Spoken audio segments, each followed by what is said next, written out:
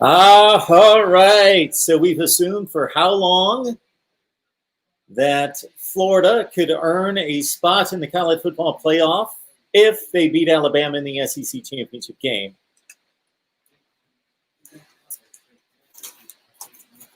But there's something called the pride of a defending national champion.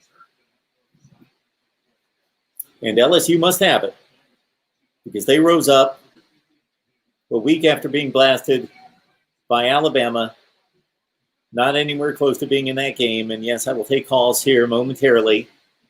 Cade York from 57 yards, an LSU record. Cade York's been an excellent kicker for this team and, of course, a national championship kicker. And then Evan McPherson had the next shot as one of the great kickers in college football, 87% plus.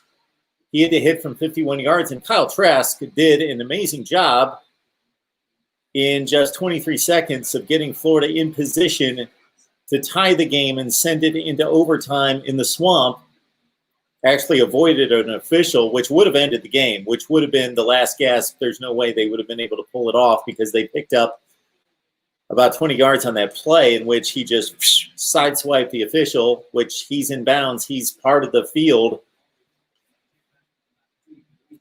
And that would have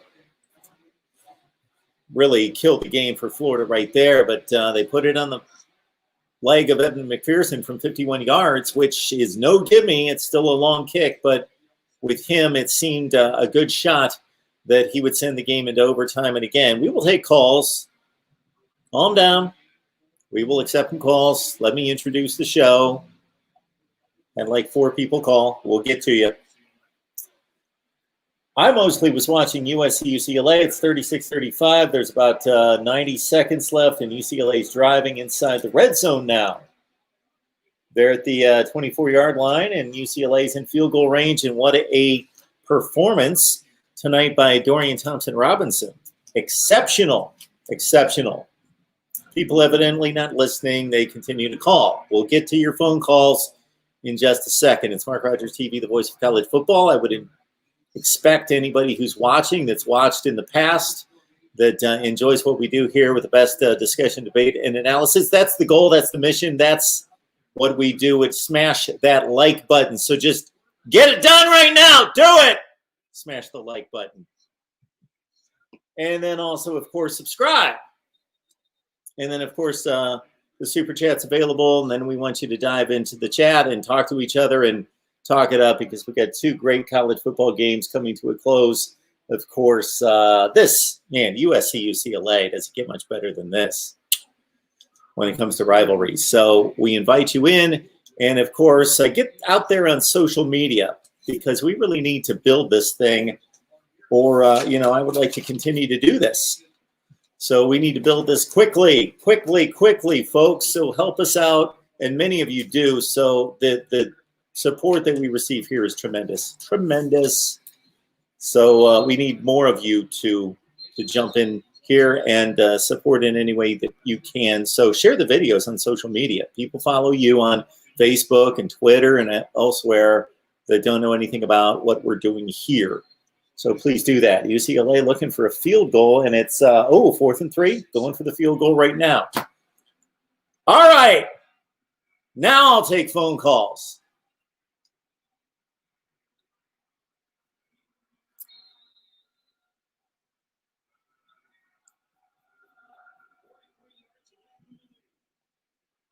Okay, so the Bruins go on top. So with 52 seconds left, Keaton Slovis gets the football, and we'll see if USC still has a college football playoff possibility in them. The call will start at the beat. Here we go. Let's take some phone calls. Mark Rogers TV, the voice of college football. Who's on the line? Hey, Mark, it's George. Hello, George. Sorry to, I'm doing fine. How are you? I was doing fine, and I was in the chat before the show started. Yeah. And some guy named Nick Quick, he said, "Are all colored people stupid?" And I said, "Aren't there any moderators?" somebody blocked Nick Quick, and then he made another racist comment and another one. You need to get some moderators. I'm not volunteering. I'm just saying that's ridiculous, man.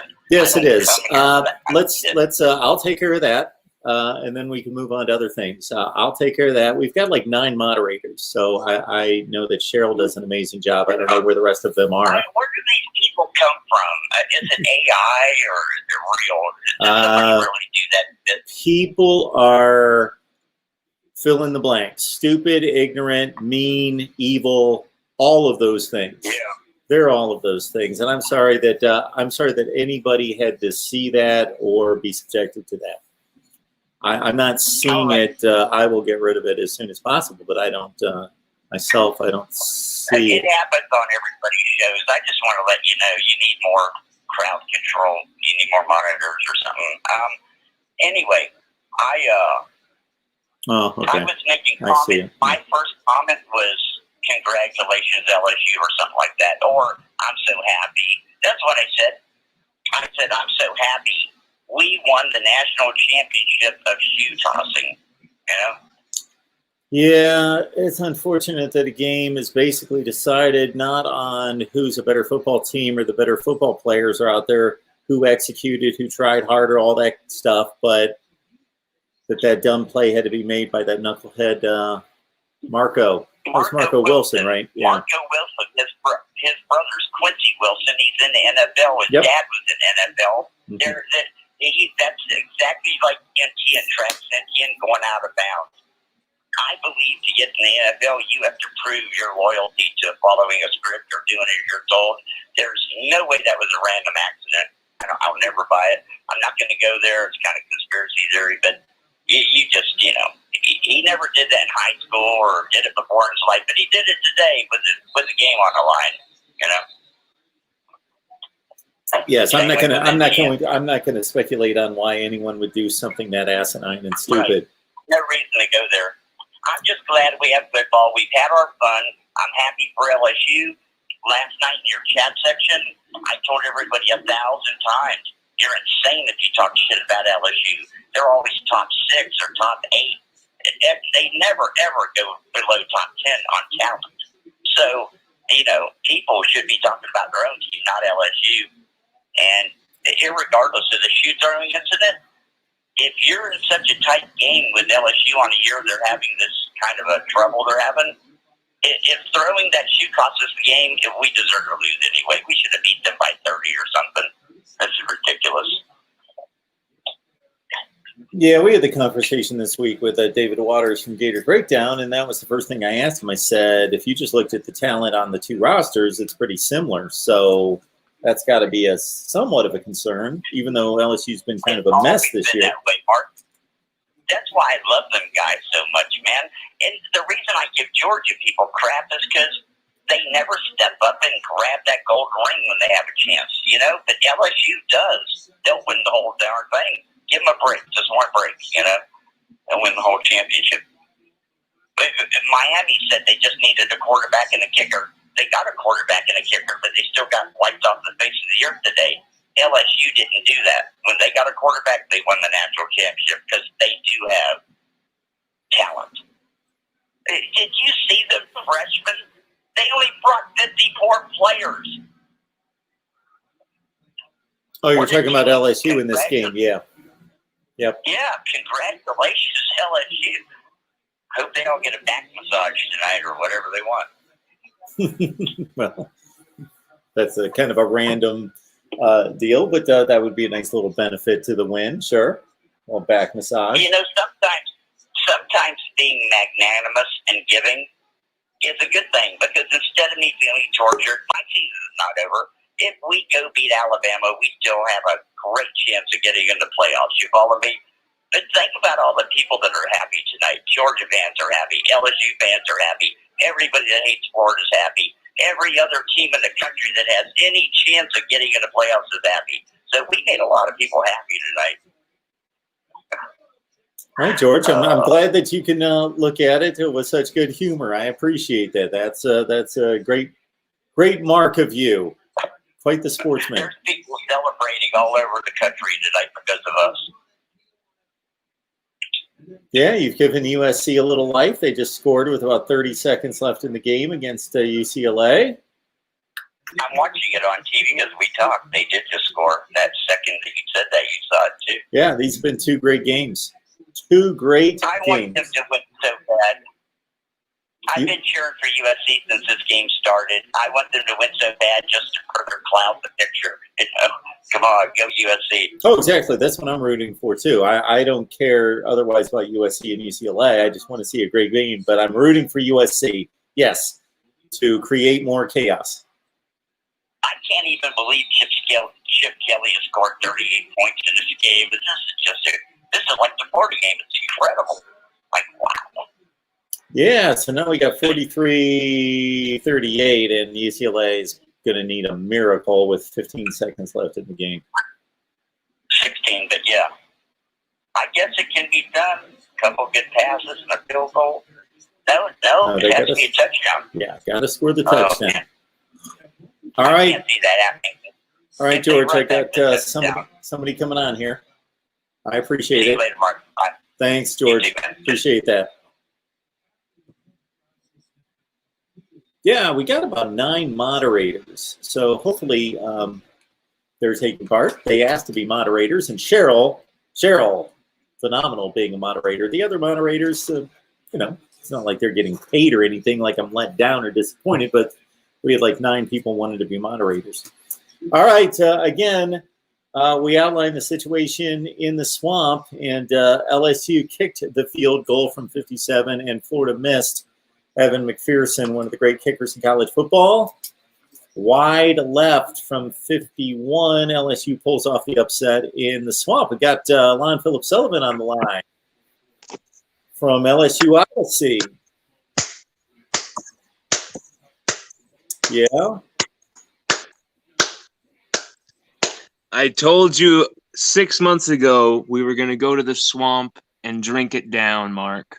You also told me you were going to beat Alabama last week. So when you throw darts, you're going to hit sometimes. Sometimes you're going to miss, but this was awesome. This was beautiful. Yeah, it was a great game. Wow. LSU just showed the desire and spirit we wanted to see all season long. It was just constant throughout the game. No Stingley, no Baskerville. Of course, no Terrace Marshall, no Eric Gilbert. Down to like 45 available guys on the roster. Just injuries left and right. And the will to beat this Florida team, to shove it down their throats. Just Eli Ricks coming back from that injury with a pick 6, with a facial turnaround in Kyle Trask's face. I mean, what after the week LSU fans had, this is maximum LSU football right here. For everyone cutting Orgeron's throat, step off. You look like fools. You're going to be silent on Twitter and Facebook for the next few weeks probably. You'll probably get going with something else. But point is, this is what LSU is about. This is the true soul of LSU. This is what impressed Tristan Lee and his family tonight. This is what impressed Corey Foreman and his family tonight. This is what the Tigers are all about. This is what the future of LSU is. Keyshawn Butte going off. Jeray Jenkins going off. Jabril Cox will probably go to the NFL after the showing he had tonight. What a game from Jabril Cox. The pressures he had, the stops he had, the brilliant plays in coverage, that bomb over the top, and he looks like a safety batting that out of the air. I mean, yeah, Florida didn't have Kyle Pitts, but they should have won this game. No ifs, ands, or buts, no excuses for Florida across the board. They should have beaten us. And LSU took it to them from the first moment to the last, Mark. Had a quarterback battle go back and forth for most of the season, but it's been pretty clear in recent weeks that Max Johnson has outperformed TJ Finley. He got the start tonight. We both believed that he would, and he pulled through. Hey, you'll remember I did say we were going to beat Alabama, but I thought we were going to beat Alabama with Max Johnson at quarterback. And, you know, maybe of course, we're not going to beat Alabama with Max Johnson, maybe not. But I didn't think we were going to beat Florida completely with Max Johnson quarterback. I mean, that's the thing is this was I had faith that LSU were going to put on a good showing and show a lot of spirit and put up a lot of points. I think I had predicted 38 points LSU was going to score tonight, and they put up 37. I predicted a big night for Butte. He backed me up on that. A touchdown from Dre Jenkins. He backed me up on that. Ty Davis Price was getting going 6.9 yards per rush before his injury. 8 rushes for 55 yards. I don't know why they didn't just stick with him. He was absolutely burning Florida off the edge. Florida could not stay with LSU's offense. They could not figure out where Max Johnson was going. This guy, the poise he showed tonight was unbelievable. Some of the throws he made, there was a lot of drops by LSU's receivers too. I mean, this guy should have had a 350, 360-yard night tonight. There was some big, crucial drops from Butte, from Dre Jenkins. A lot of yards left out on the field as well. Unbelievable victory, though. Max Johnson, I wonder what would happen, what the season would have been like had he had the shot against Auburn, had he had the shot, beginning, with the South Carolina game after the Missouri debacle where Miles Brennan went down. If we had chosen, if they had chosen Max Johnson over Finley, where would we be? That's a very interesting question after the way Max performed tonight. LSU gets it done 37-34. You had to be pretty elated when you saw that shoe get chucked down the field. Who throws a shoe? Who throws a shoe? I mean, are you serious? That was awesome. It was like, okay, we're going to give them the ball back with 1 minute and 51 seconds, and we're going to lose this game like this because our defense has been so heroic, and now they're going to be tired. This sucks. Come on, what are we thinking? But then I saw a circus of yellow flags just flying, and my dad goes, something happened. LSU's been getting in Florida's players' heads all night. I mean, we made Florida look embarrassing tonight. If this is how Florida responds to a year where they are supposed to return to the top, where they're supposed to return to their successful ways of the mid-2000s, well, it was kind of pooey. A lot of guys getting mad at each other on the sidelines, looking embarrassing for Florida. Dan Mullen, he looked absolutely clueless. But then again, the shoe, who throws a shoe? The shoe throwing, that bailed LSU out, kept the drive going. But this happens in football. Things like this happen in football. And there's a few targeting calls that could have been called on Florida, including one on Max Johnson near the sideline. So, hey, you know what? If you're going to give Florida some calls, then we're going to get that call. And we deserve to get that call. It was ridiculous. Ripping a cleat off and throwing it, you can't blame LSU. You can't blame the refs for that. You can only blame Florida's indiscipline. You can only blame Dan Mullen's ridiculous program. You can only blame the ridiculous nature of Florida's players itself. LSU went to the swamp, and we drank it down, Mark. This is a great night for LSU football. Well, I personally, with no dog in the fight, as they say, I hate to see a game. It was a great game and a great finish with both kicks.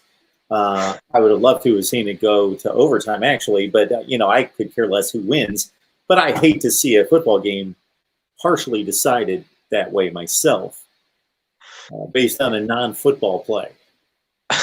It makes for great conversation, and it makes for great trash talking, and it makes for great I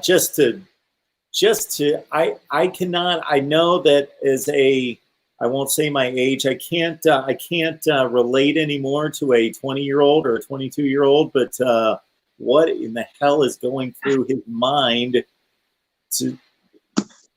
I don't know. You're not playing out on the street. You're not playing in the backyard.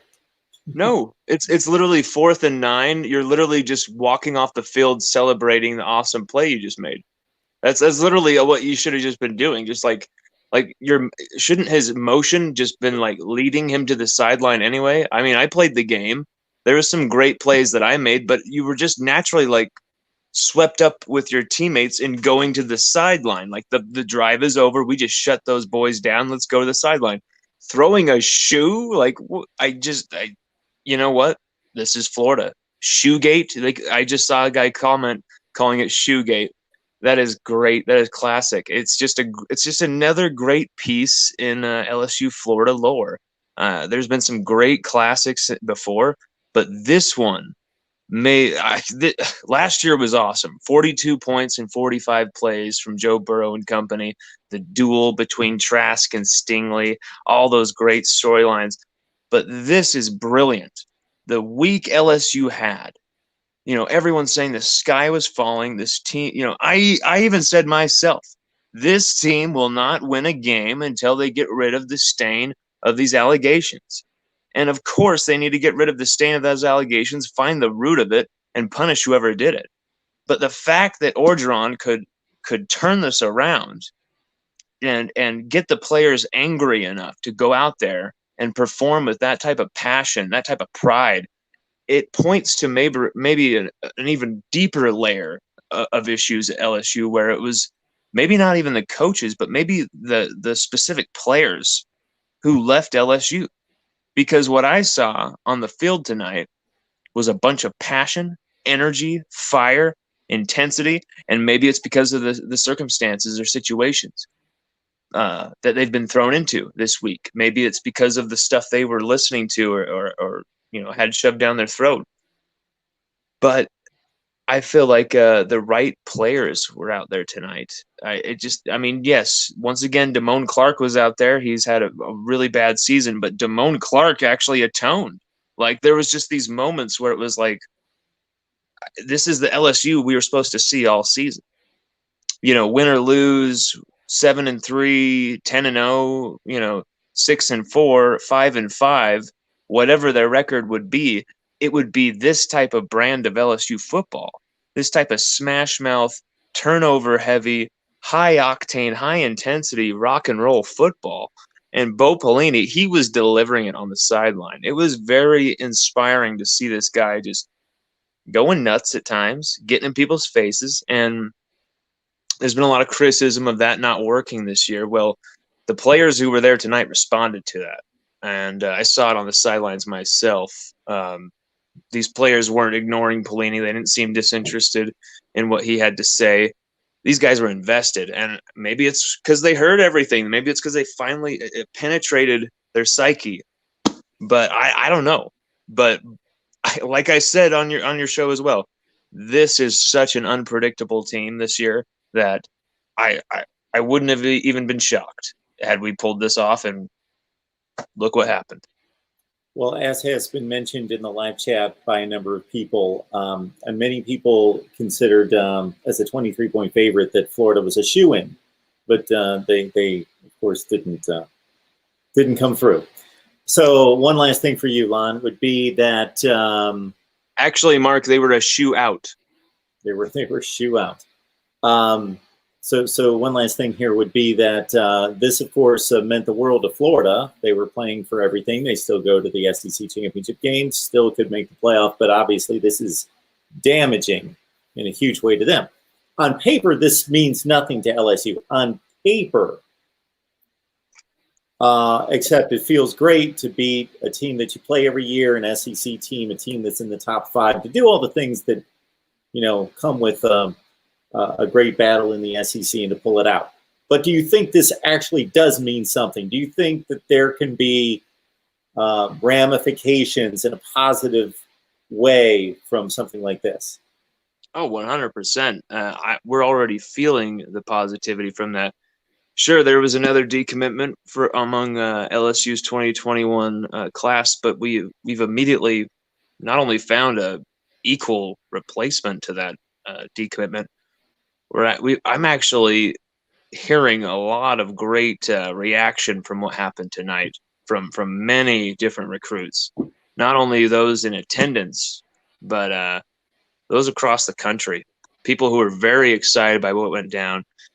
The 2021 class is still definitely all to play for. I mean, Tristan Lee, he was there tonight with his family. He saw firsthand the spirit and the fight of LSU, the intensity of the Tigers, that they're, with their backs against the wall, at their lowest, at rock bottom, and this is how they perform. This is how they, this is what they delivered when they truly needed to show up.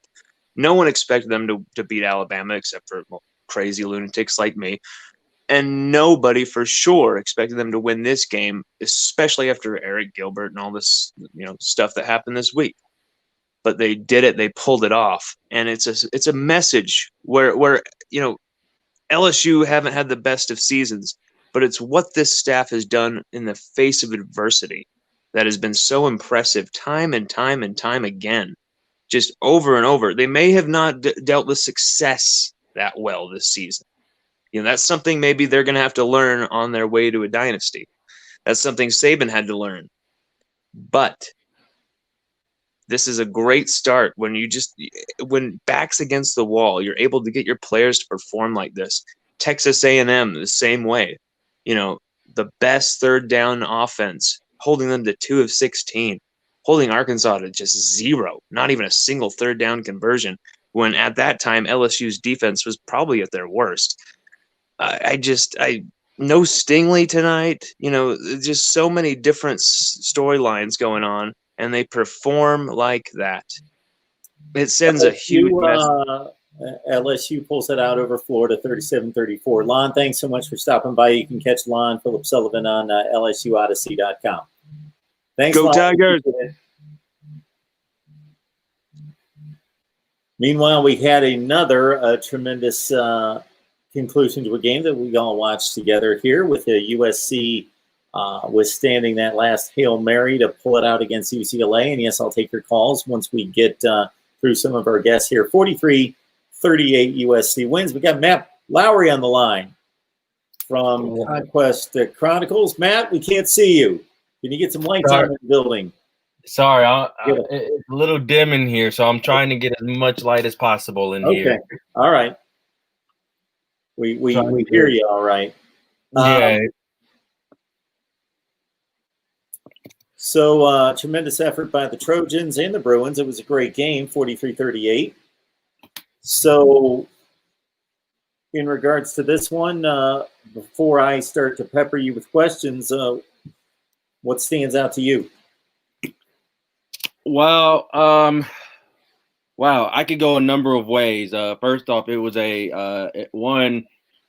it shows that USC has a lot of resiliency, and that's for sure. Is that USC has shown once again that they're a very resilient team, and that they can really perform when it counts the most.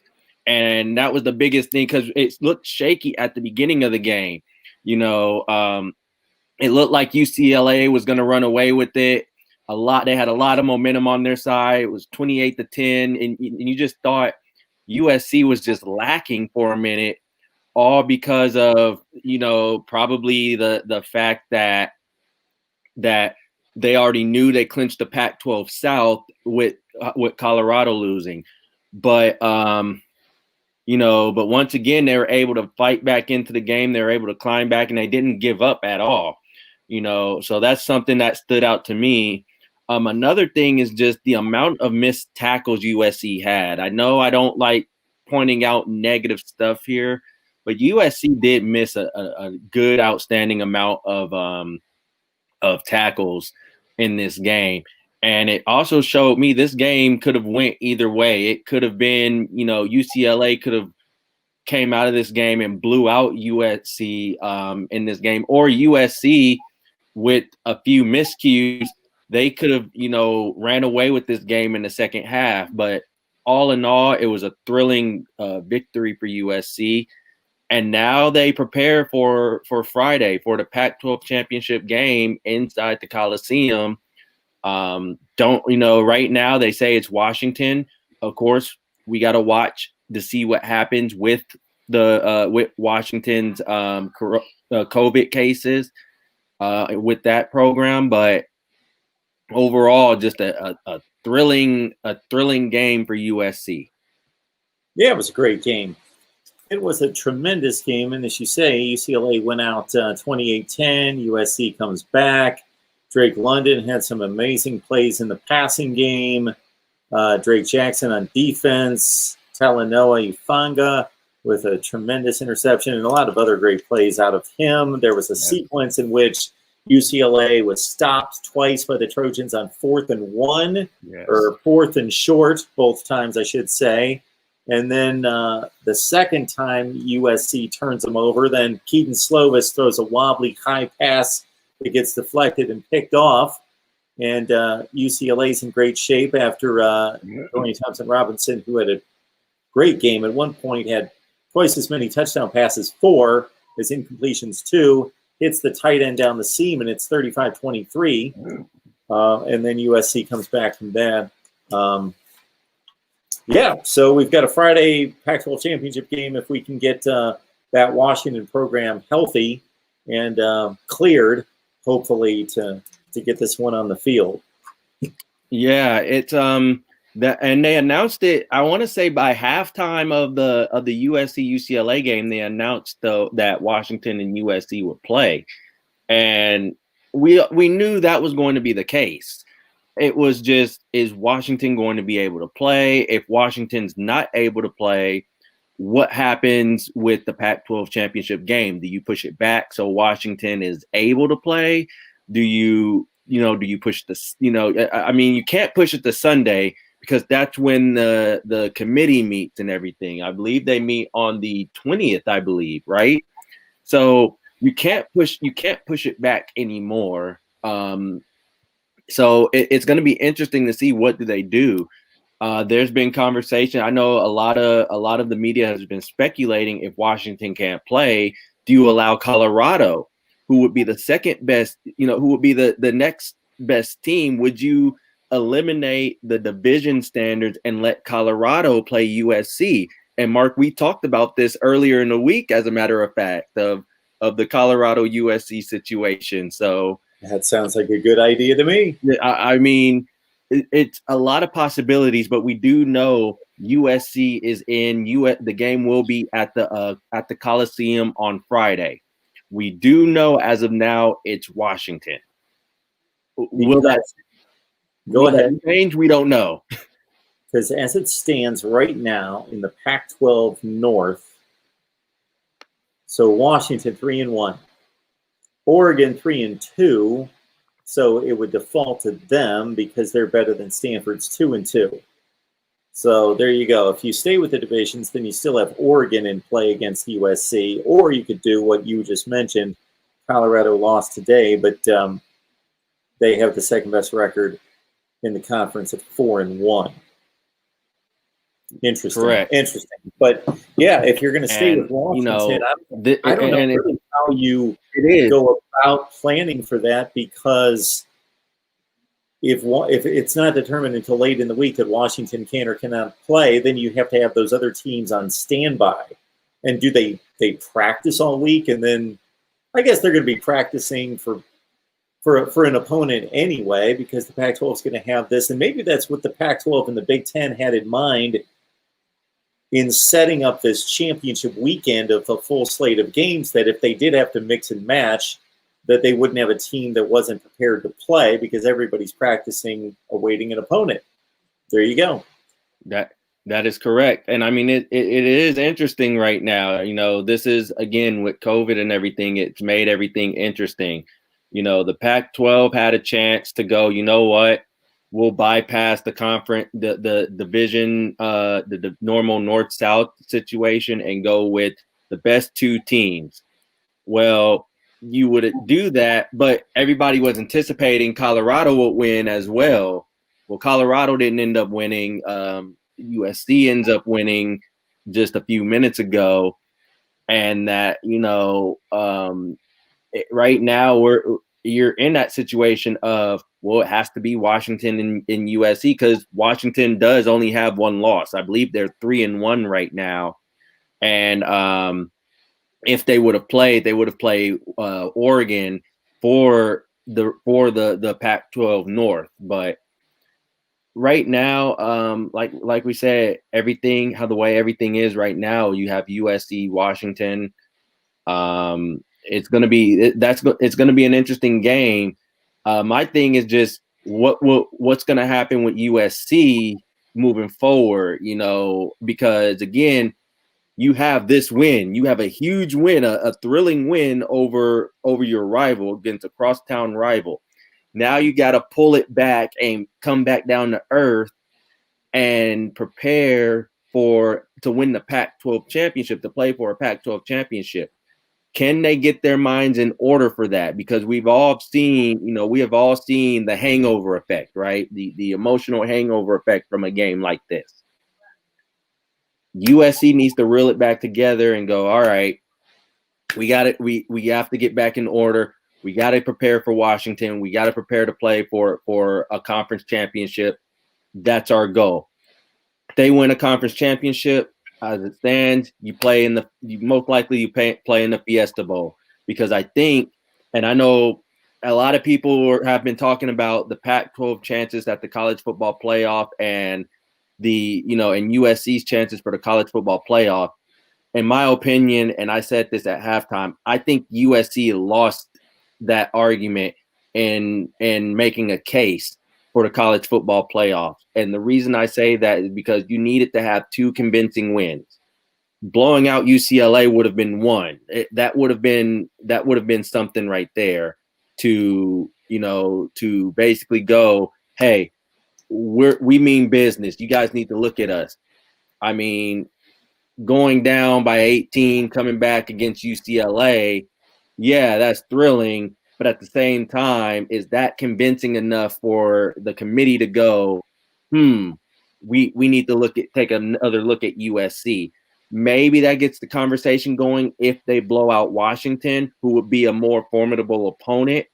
Maybe that will be something. But I think anything like in terms of making a case for the college football playoff, I think that's done right now for USC. Yeah, well, if USC is able to pull off a win in the Pac-12 championship game, regardless of how close it is or how much of a blowout, the committee's going to be caught in a situation in which they're going to have to decide between possibly a two-loss team and an undefeated team.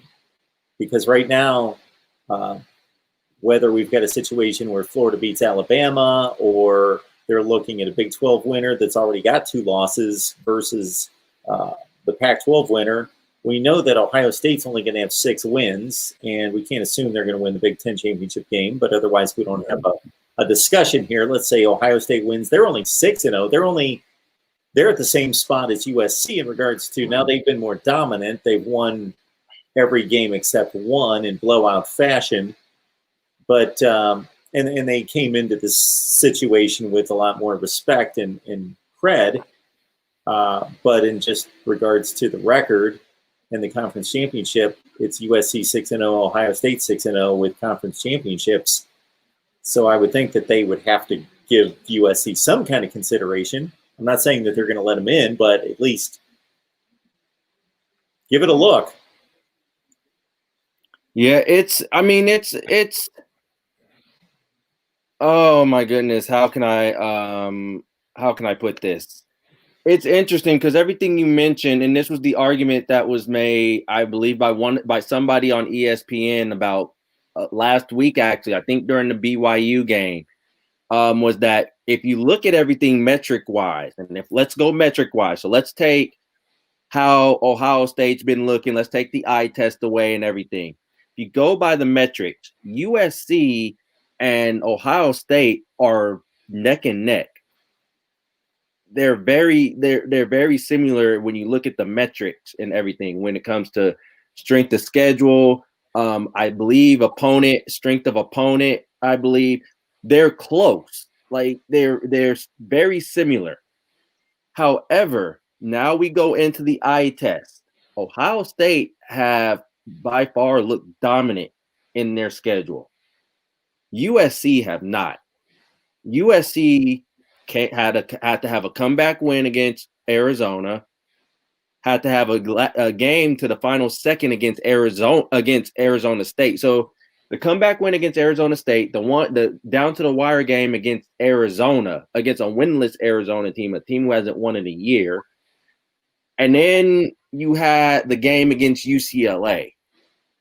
So now it comes down to, all right, Ohio State's been looking dominant. There you go.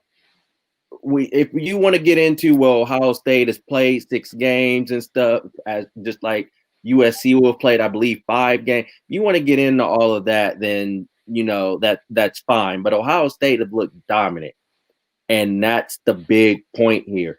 If USC wanted to seriously be in the conversation, if they wanted to be seriously in the conversation, they should have taken care of business against Arizona State, which that game we thought was, we thought Arizona would be better than what they are now. But take care of business against Arizona State, should have handled Arizona, and then you could live with the UCLA game if you take care of that. But end of the day, I mean, it's going to be very tough for USC to have a convincing argument, even if they blow out Washington in the Pac-12 title game. It's going to be very hard to have a convincing argument, because now the argument now is, do you allow a 2-loss SEC team to get in? And that's the crazy thing. So, I mean, that's how it is. Talking USC football with Matt Lowry from Conquest Chronicles on SB Nation. That's Conquest Chronicles on SB Nation. Just look them up right there. USC beats UCLA in a thriller, 43-38. Trojans 5-0, most likely take on Washington. That's the scheduled matchup. The Huskies won the Pac-12 North at 3-1, but we'll have to wait and see. As we just mentioned here, there could be 2 alternatives since the Huskies missed their game against Oregon this past weekend. We don't know what their testing situation is going to be like. And that's a Friday game, not a Saturday game coming up. So we're only, it's going to be Sunday here very soon. So basically 5 days away we are. So maybe Colorado's an option at 4-1, or the second place team in the North, Oregon, at 3-2. All right, Matt, we appreciate you stopping by, breaking things down for us. And we will talk to you soon. Sounds good. I look forward to coming on and talking more with you about it. All right, good stuff. All right, phone lines are open. I will post the number down on the crawl. It's 860-325-3687, and somebody is just ready to roll here.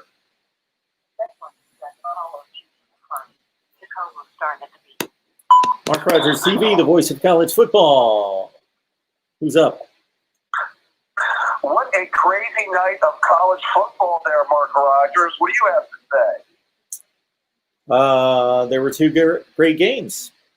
What do I have to say? Yeah, I'm not really surprised by anything. I've seen way too many upsets to be by surprised, and it's easy for me to say this now because I didn't pull the trigger, but that LSU-Florida game certainly didn't surprise me. I thought about, and I should do it more often when I got these hunches, that LSU was going to win that game. But, yeah, it was great. Well, I was going to say, I thought Florida was, had some flaws that could get exposed. Defensively, I've questioned the entire year. I didn't think they were necessarily really that good on the defensive side of the ball. And, Trask has been able to, in that offense, has just been putting up points, putting up yards, and been so dominant on that side of the ball. It's been able to help them win a lot of games. And I get that. But I just thought with the way LSU looked this year, Mark, I don't know. You really thought LSU, with kind of the down year that they were having this year, was going to go in there and pull off the upset? Well, no, I didn't, or I would have picked them to win the game. But what I'm saying is it certainly crossed my mind to pick them to win. And I guess it hit me when I was talking to David Waters the other night on Gators Breakdown. And I just made a simple statement to him. I said, if you look at these 2 rosters, you could actually make the argument that LSU has more talent than Florida. it's obviously very close. So I said, and we see upsets like this all the time. So it's not that crazy. Yeah, I mean, I'm definitely going to say that I'm not necessarily shocked by it. I was just thinking the way I've watched LSU most of the season, with all the talent they've lost, and with just how shaky they've been, but I was never the biggest Florida fan in the world. I was not necessarily confident they were going to beat Alabama next week anyway. So, kind of a moot point as far as that goes going forward. But I think it makes things kind of interesting for the playoff next week. If we take a look at it, I think that all eyes now really just have to focus on the Clemson Notre Dame game, pretty much, correct? Well, Ohio State Northwestern too, of course. Maybe I shouldn't take the game for granted, but I think the Clemson Notre Dame game. Now, are you still of the view if Notre Dame plays at least Clemson close, they're going to have a very good chance to get in, right? Oh, sure. Okay. Now, would you be a little bit leery if that ends up being a blowout in Clemson, let's say beat them by 3 or 4 scores? Yeah, because we've got to evaluate performance. It's not just all about winning games, as we well know. Or otherwise, then Ohio State and USC are the same team. They're both going to be 6-0 with a conference championship. And again, regardless of what happens, I'm going to be up here ranting and raving about what a stupid system it is. Because it just is. It's an idiotic system. Yeah, it's flawed. I get that, but it's what we got for now. Yeah, it makes for great conversation. But, we could be sitting here, and most likely will, a week from tonight, and USC is going to be 6-0. And people can speculate all they want about how good USC is or how good they're not. And I get that. I understand. We're all watching football games and evaluating teams versus what Ohio State's expected to be and what they've been, and that they've played more consistent than USC. But the results will be 6-0, 6-0, 2 conference championships. Well, let's know both about it. I didn't mention this earlier, Mark, about Ohio State. I think it will really help the Buckeyes come out and make a statement next week. I'm not talking, Wisconsin circa 2014, 59-0. But I think if they can come out and win decidedly, maybe like 4 scores or maybe even more, and really put her on Northwestern. To me, as an Ohio State fan, I think that helps the cause, number one.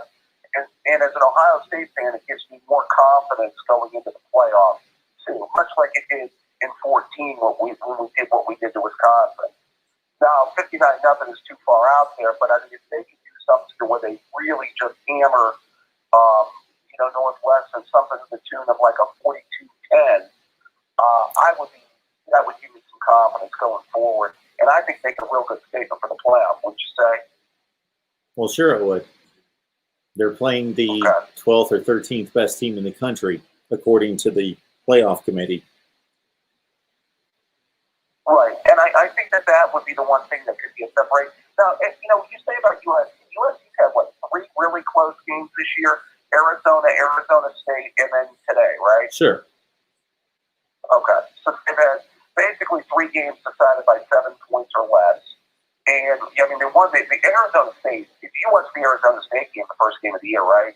Yes. I feel that Arizona State blew that football game at the end. Didn't you? Yeah, they did. Yep.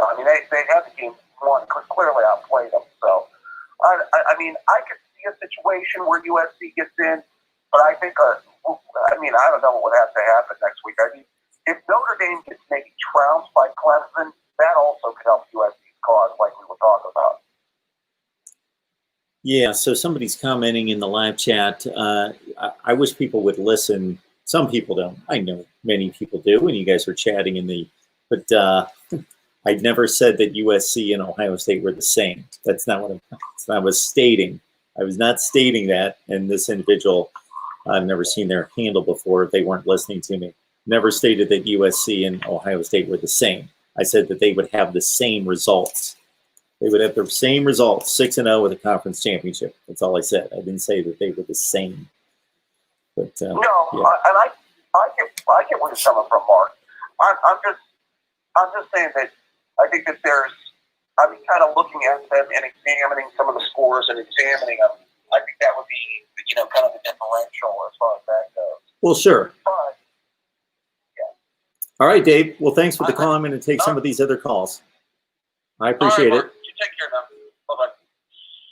Press 1 to start the call or 2 to decline. The call will start at the beep. MarkRogersTV, the voice of college football. Who's on the line?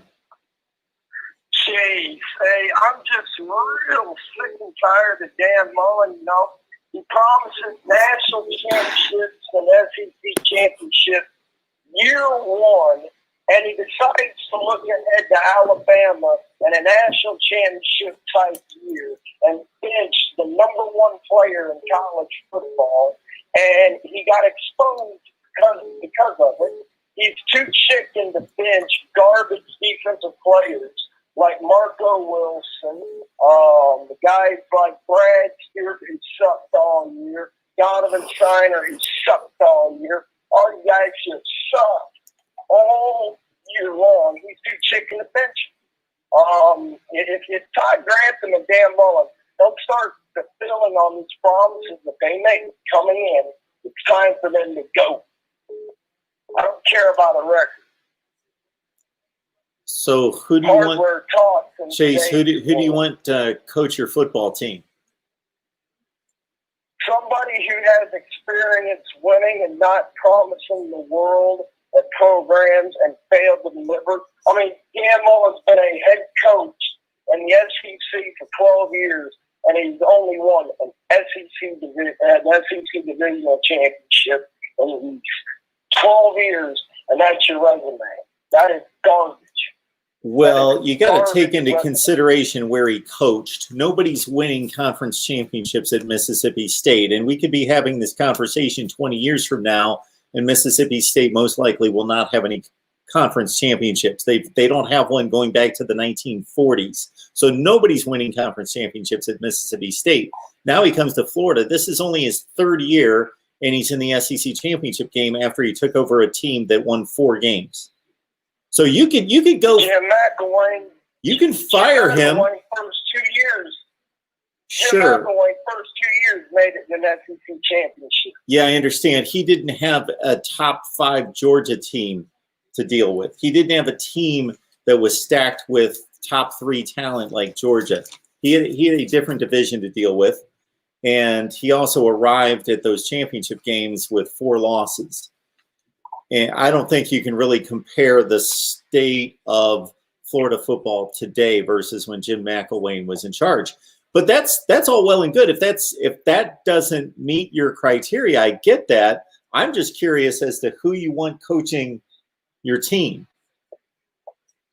I mean, if Mike Tomlin decides to retire out of the NFL, that'd be a good one. The guy's got 150 wins in the league. I mean, we could pull a Nick Saban type, go in and steal one out of the NFL. That's a fantasy world. Exactly.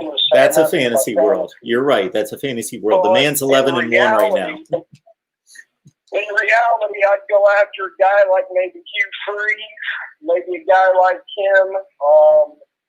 This is a little far-fetched. Maybe an Urban Meyer. That's a way far-fetched one. But a guy like Hugh Freeze would be nice. Somebody that has winning experience. Guys who have winning championship experience, and that's winning championship experience from 2006, 2007, 2008. I'm talking modern day experience of winning. I'm talking that level of experience. Yeah, if you're looking for a coach that's won a national championship, there's not too many of those guys walking around. There's like 4 of them. It doesn't have to be national championship. It could be conference championship. Okay. Just guys who produce hardware. Today's football, hardware talks. And when you can't produce it, whenever you promise year one, SEC championships, Heisman trophies, and national championships, and you feeling out and pretty good. Did and he 2 to 3 losses a year. did he give a date on those? Did he like set a deadline? He said by year one, we were going to have national championships, SEC championships, year in and year out. And has he produced that? Nope. He's let teams run all over him with talent that probably coached well enough to go head-to-head with the best teams in the nation. I mean, you take a guy like Mike Tomlin, it's a fantasy, but I'm just saying you take a guy like him, he put Trask in winnable situations, like he's done with Big Ben Roethlisberger. Yeah. Well, there's been 2 and 3. There's he fixed our defense. Yeah, Mike Tomlin's been with the Pittsburgh Steelers now for like 13 seasons. And so he's had his ups and downs as well. Yeah, but overall, the guy's got 150-some wins. He's one of the winningest head coaches in franchise history. Yeah, and Dan Mullen's one of the winningest coaches in college football over the last 3 years. How many teams have a better record than Dan Mullen over the last 3 years? How many? 150-some wins. How many? 29 is a pretty big gap. How many teams have a better record than Florida in the last 3 years? Maybe 4? How many teams? Maybe 4? Maybe. Ohio State, Alabama, Clemson, Georgia's right about there. But out of those, which ones produce hardware? Which ones produce actual hardware of divisional titles, conference titles, and national titles? All of the ones I just mentioned. Except for Florida. That ought to tell you something. All right. I mean, well, I'm going to take some of these other calls, but I appreciate it, Chase. I would love to know who you're going to get besides Dan Mullen other than Mike Tomlin, because I don't think he's going to leave an NFL job to mess around with 20-year-old kids. Well, the same could be said about Nick Saban whenever he was in the NFL. Nick Saban Nick Saban was two. Yeah, Nick Saban was 2 games under 500 with the Miami Dolphins, and he saw a better opportunity. Mike Tomlin's 11-1 right now. All right, Chase. Thanks. Press 1 to start the call or 2 to the call will start. Okay, before I get to this phone call, MarkRogersTV, the voice of college football, please tune down the audio in the back. C-Dog West. Whoever's on the phone, please turn down the audio. Okay, call back. All right, C-Dog West. Mississippi State won a division before Dan Mullen coached there. Yes, I fully understand that. I was there. I went to every game that season at Mississippi State in 1998. That Mississippi State team went 8-5. They weren't that good. It was a horrible division at the time. This was not the SEC West of 2020. This was the SEC West of 1998, where Bama was just getting off probation and nobody really was any good in the division. And Mississippi State lost 5 games. They didn't even finish in the top 25 that year. So, yes, they won a division championship. I said Mississippi State has not won an SEC championship since I believe the year was 1942, sometime in the 40s. And it was their only one. The call will start at the beat. MarkRogersTV, the voice of college football. Who's on the line? Hello? Yes, hello? Yeah. Who's on the line? Oh, my name is Keith. Hey, Keith. What's going on? Oh, how you doing, man? Great weekend of college football. Yeah, absolutely. I simply wanted to talk about the best team in the country, that's all, if you guys don't mind. Sure. Go to it. Well, you know who the best team in the country is, and that is the USC Trojans, okay? We all know who the best team in the country is. if we had any one of those, those little clever maneuvers that, Dan Mullen has, Nick Saban has when he's dropping cash on his players. We don't know how those, Republican congressmen can cover up all the dirty little secrets going on at Bama. But I'm going to tell you something about Clay Helton. He does it the right way, okay? We do it the right way.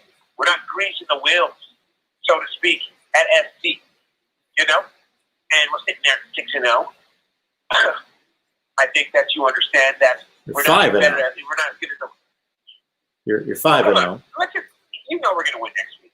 I mean, you're a college football genius. Come on, man. We're going to win next week. I believe you'll win next week, but I also watched you play Arizona State, Arizona, and I saw you play tonight. So I'm not guaranteeing it, but yeah, I think you're better than Washington. Yes. Well, let me ask you this. Yeah. Every single game, did it not have you on the edge of your seat?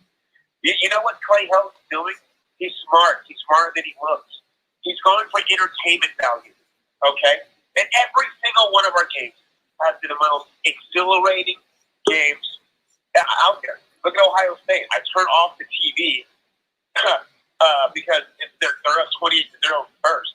I mean, I can't even get into my popcorn, right? But with SC, it's all the flashy lights and the drama. That's what we need in America right now. Think about it.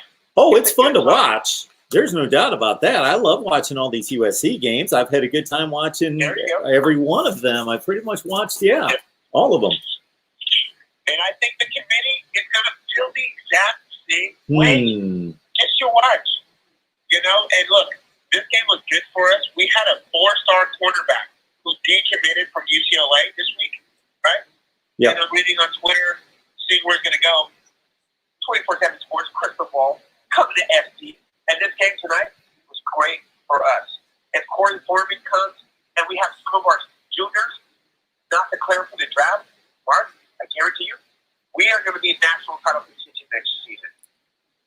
I mean, just look at it. Look at the roster. We keep our safety, keep a couple of linemen. Dude, we're going to be like top 4 next year, guaranteed. That's all I got to say, Brian. God bless you. I appreciate it. Thanks for the call. No problem. God bless you as well. Good stuff. All right. Again, it was a thriller. We watched it the last couple drives here together. 43-38 USC defeats UCLA. We will put the calls on hold here for just a couple minutes while we welcome in from the Rose Bowl, Tony Siracusa from Last Word on College Football. Tony, how you doing? Hey, Mark. How are you doing tonight? I'm great. Thanks for checking in. We appreciate the report, of course, from you. Sure. And, man, that was a good ball game. It wasn't a pretty game. It was a close game. It was a mistake-filled game. It was whichever team was going to be able to overcome their mistakes better than the other team or more efficiently than the other team. UCLA's tackling in the open field was horrific. The stats for the offenses were good. And if all you do is look at the stats and you look at UCLA had 549 yards of offense and USC had 444, and DTR was 30 of 36 for UCLA for 364 yards and 4 touchdowns, but 2 interceptions. One didn't come back to bite them. The other one did. The one that went for the pick 6, but then was called back because of the penalty, and USC eventually went down to score on that anyway.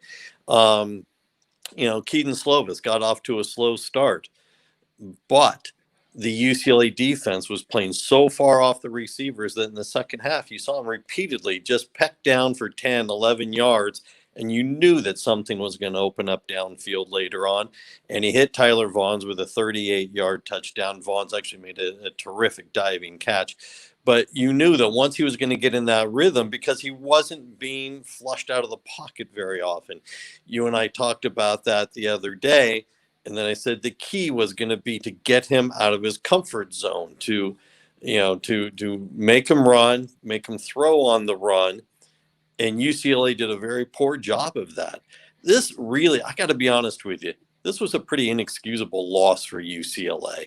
You're up 28-10, and yeah, USC is good, But UCLA had some momentum. They played really well. They played very efficiently. The UCLA offense was very efficient in the first half.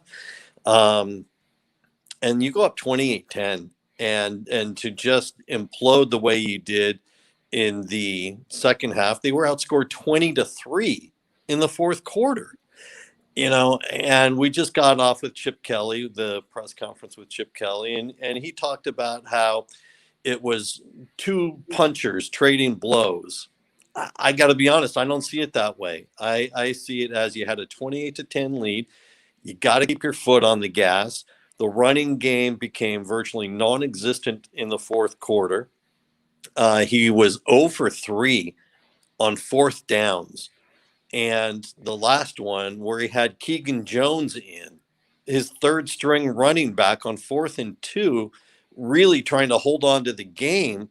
And you got to wonder what the thinking was with that. And we asked him, and his answer was, well, he was the one who was in the game at the time. Wow. That's really not going to fly too well. And so, it looked like Nicholas Barmera was going to be the hero with the field goal, towards the end. But then special teams gives up, 50 plus yards on the kickoff return. These are the kinds of mistakes that you cannot have against a USC team who is not playing their best game by any stretch of the imagination, but playing well enough. And with the talent USC has, you can't make those kinds of fundamental mistakes. It really is the tackling on Drake Jackson's first, Drake London rather, on his first touchdown. We counted in the booth, he broke 6 tackles on his way to the end zone. You can't have those kinds of plays and expect to beat a quality team like USC. We talked to Dorian Thompson-Robinson a few minutes ago, and he said the locker room was the quietest it's ever been in his entire time at UCLA, that it's basically a crushing loss. The only upside is because of the weird Pac-12 schedule, they will get to play again next week. We don't know against whom yet. The rumor is it's likely to be Stanford, and it would be here at the Rose Bowl. So there's that. They get to go back to practice on Monday and try and fight for a winning record.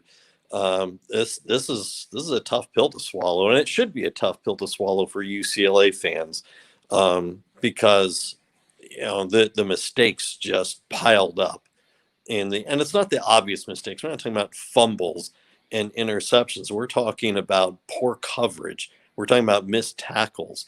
We're talking about a defensive scheme that had the defensive backs 10 yards off the receivers at significant points. And we're talking about the inability to get a pass rush of any sustainable significance on Slovis.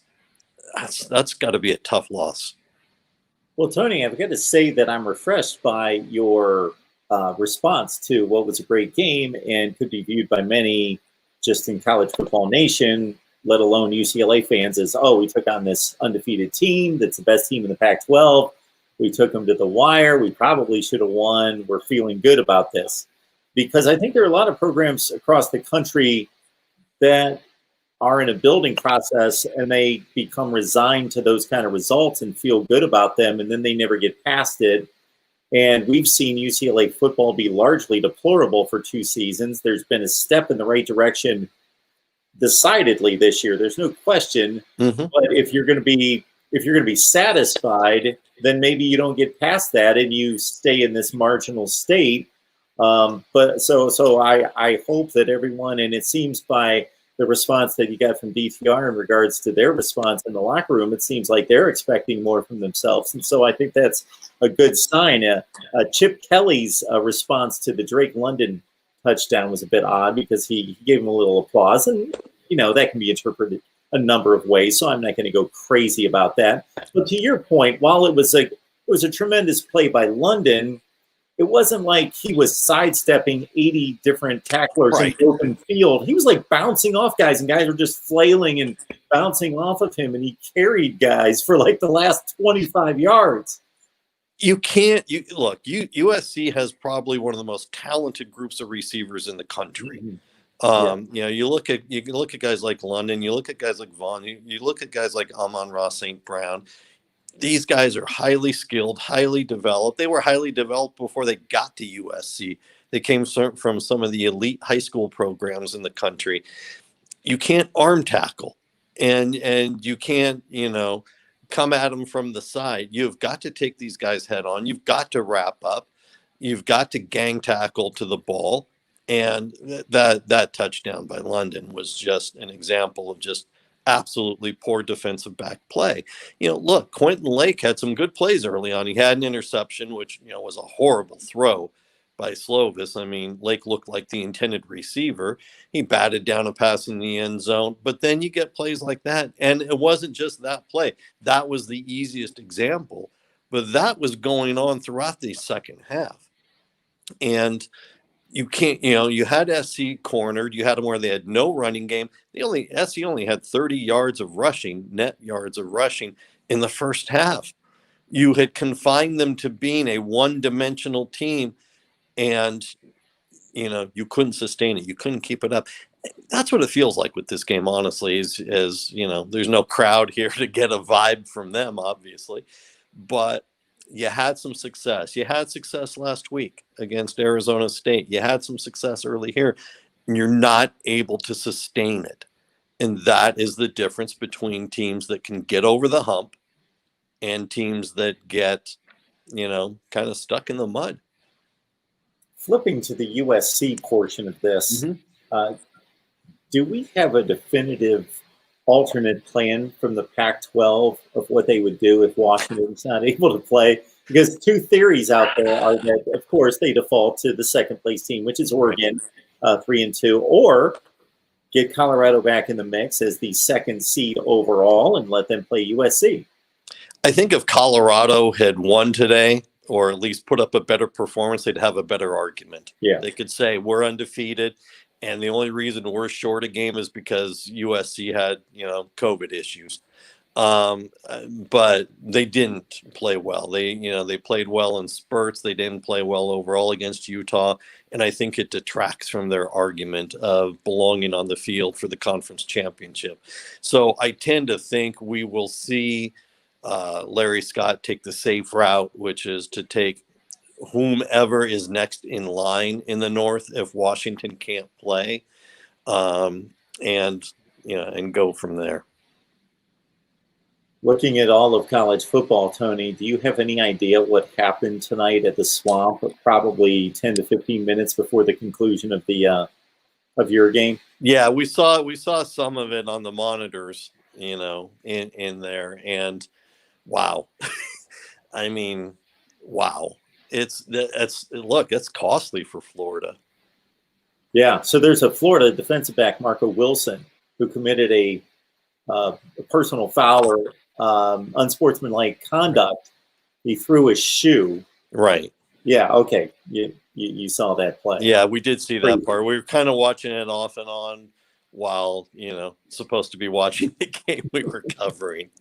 It's hard when you've got so many monitors in there. Yeah. Well, it's great to have a full slate of, again, depending on the guidelines, a full slate of Pac-12 football and Big Ten football. I kind of like this idea of Big Ten championship, Pac-12 championship weekend of getting everyone involved, and maybe that'll take off in future years. Yeah, I mean, it could be. I mean, it's, the Pac-12 clearly seems to follow the lead of the Big Ten. When they shut down, they did it after the Big Ten. When they came back, they did it after the Big Ten. And they took a lot of the same models. So we'll see. It'll be interesting. It's another chance to get out there and play. If UCLA wins, because of so many changes in the postseason and the bowl games, and teams who are bowl eligible opting out because their players are just done, they're ready to go home, call it a season. BC has done it, Pitt has done it. And because the NCAA gave a 1-year kind of freebie with regards to conference tie-ins with bowl games, look, 4-3 can get you in a bowl game this year. Who knows where and who knows when, and you get those extra practices that come with it. So there's that upside. It would have felt a lot differently if they had won this game tonight. Tony Siracusa from Last Word on College Football. I invite all of you, encourage you to jump on over to Last Word on College Football. You see Tony on our channel on a regular basis. The insight is always phenomenal.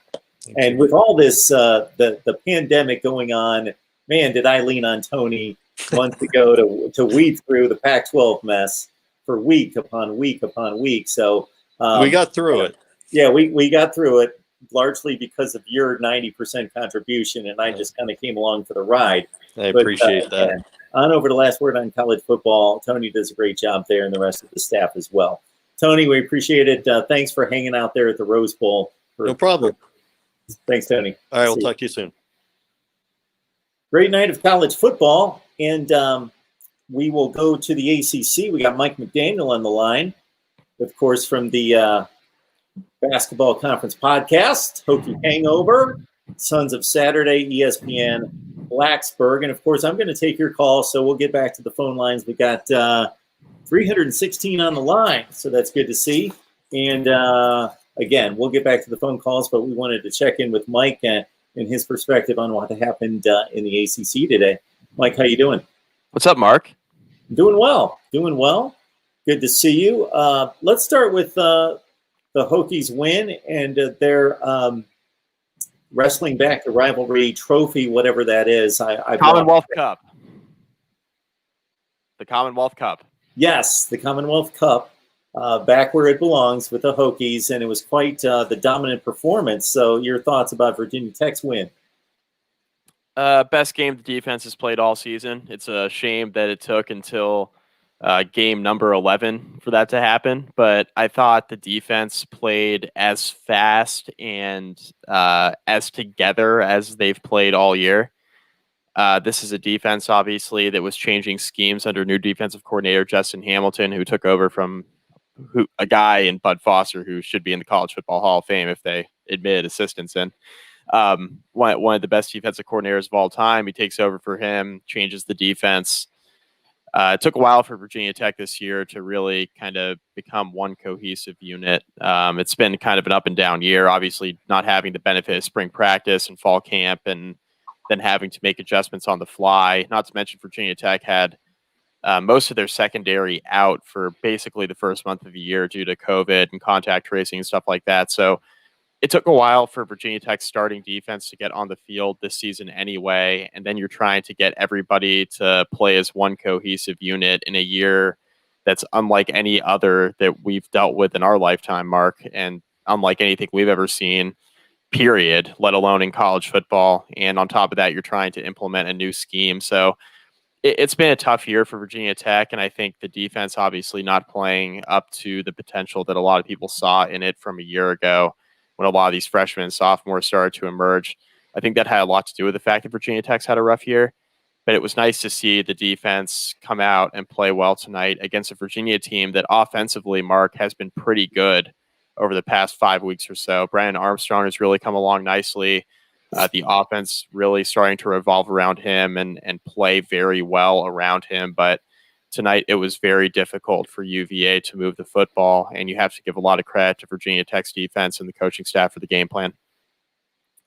Got a question here from Joseph Barrett. So Mike joined us about a week ago. We covered Justin Fuente's situation and, of course, the entire program, and Mike kind of tackled this subject. But since Joseph threw it out there, Mark, does that win save Justin Fuente's job?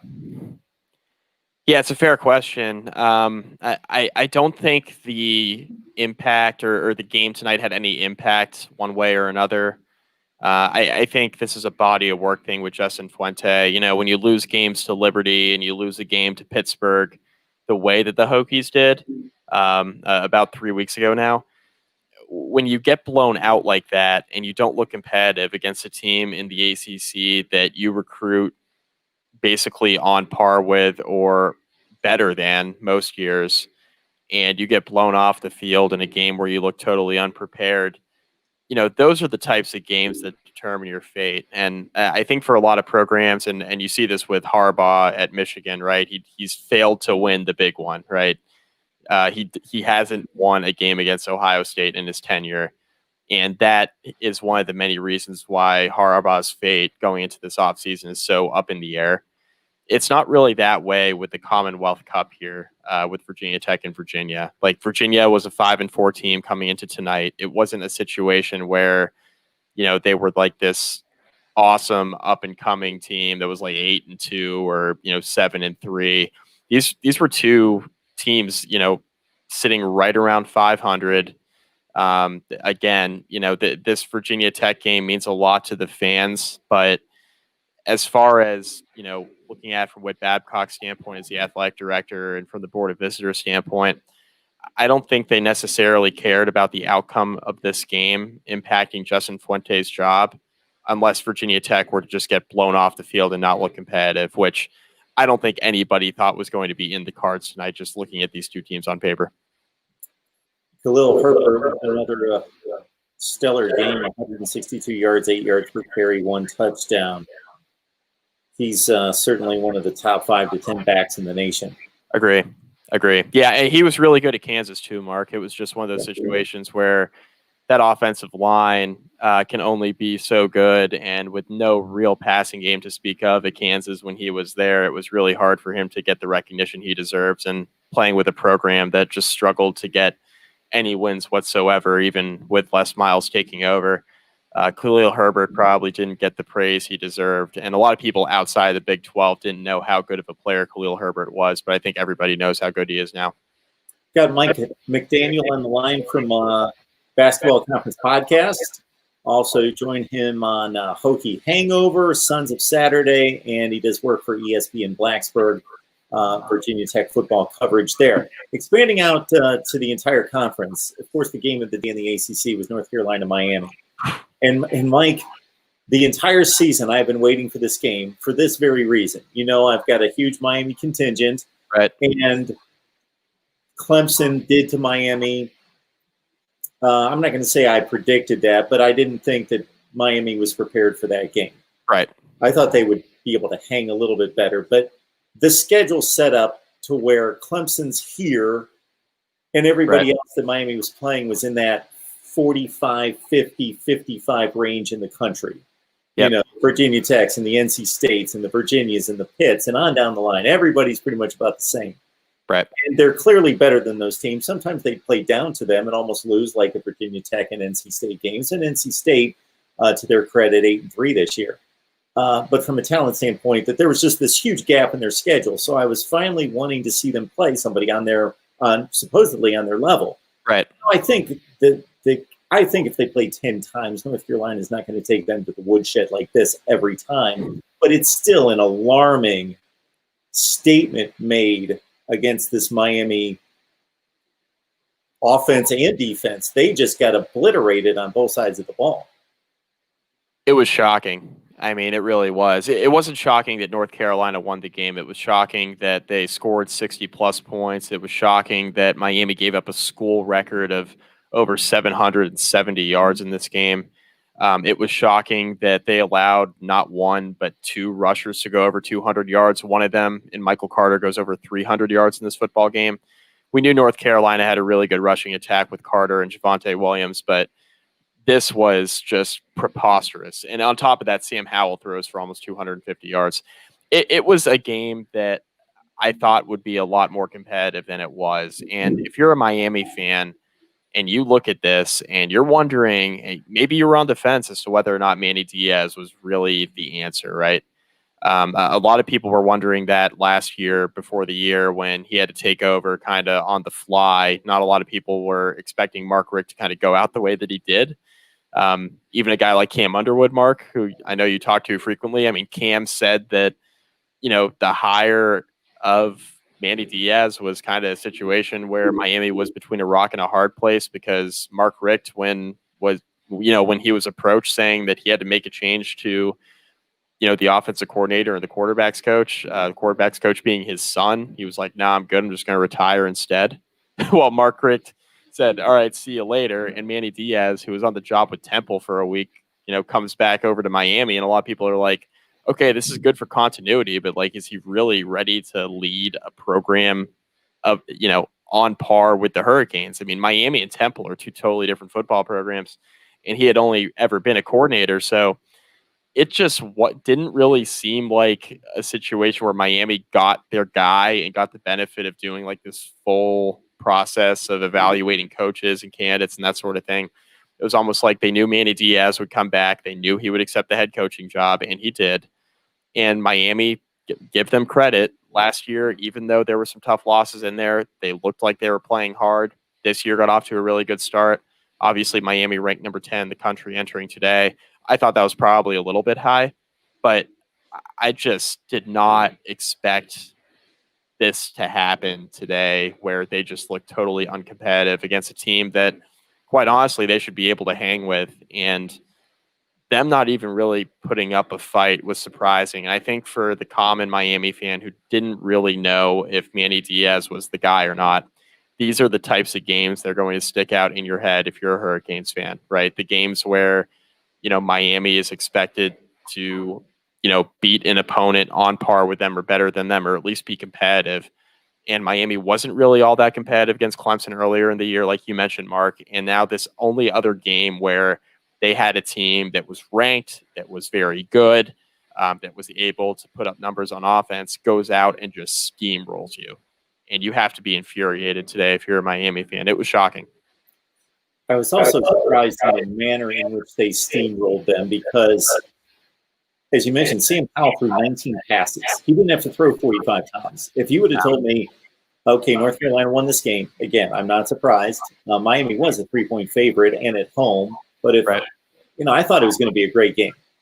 And Sam Howell only has to throw 19 times, and they basically hand the ball to Williams and Carter back and forth, and they just maybe run 3 or 4 different types of running plays. Yeah. And they just physically just beat them up, just battered them.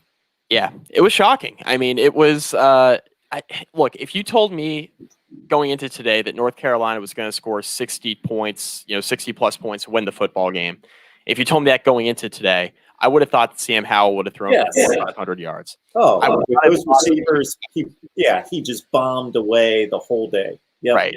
I wouldn't have thought that they gave up 500 yards on the ground. Like the way in which they were dominated. I mean, this wasn't like a situation where high flying offense, Daz Newsome, De'Ami Brown, Bo Corrales.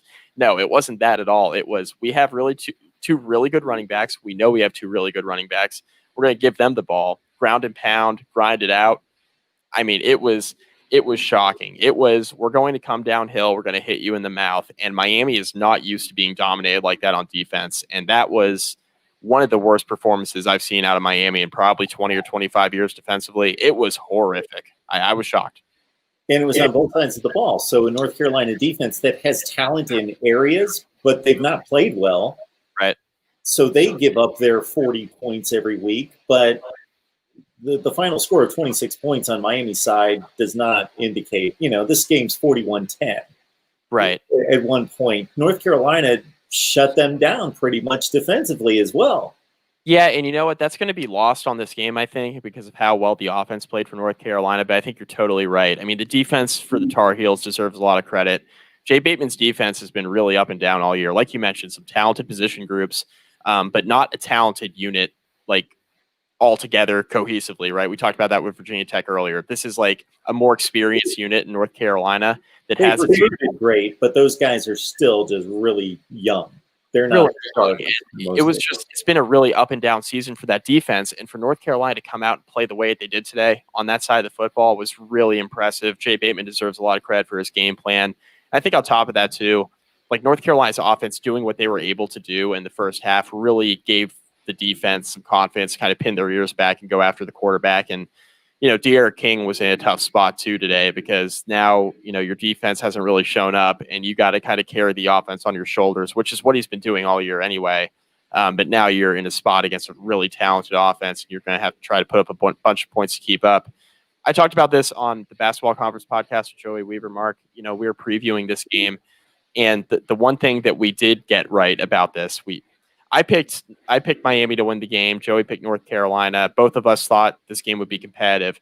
The one thing we agreed on and the one thing that ended up being true in this game is that if this got into a shootout, that 1,000% favored North Carolina. And little did I know that that Miami wouldn't even get to 30 points and North Carolina would score over 60. Neither one of us saw that coming, but the high-scoring game certainly favored the Tar Heels, and it did play out that way. All right, Mike McDaniel on the line from, again, it's Hokie Hangover, Sons of Saturday, ESPN Blacksburg, and his basketball conference podcast as well. Any early thoughts on Clemson, Notre Dame, part 2?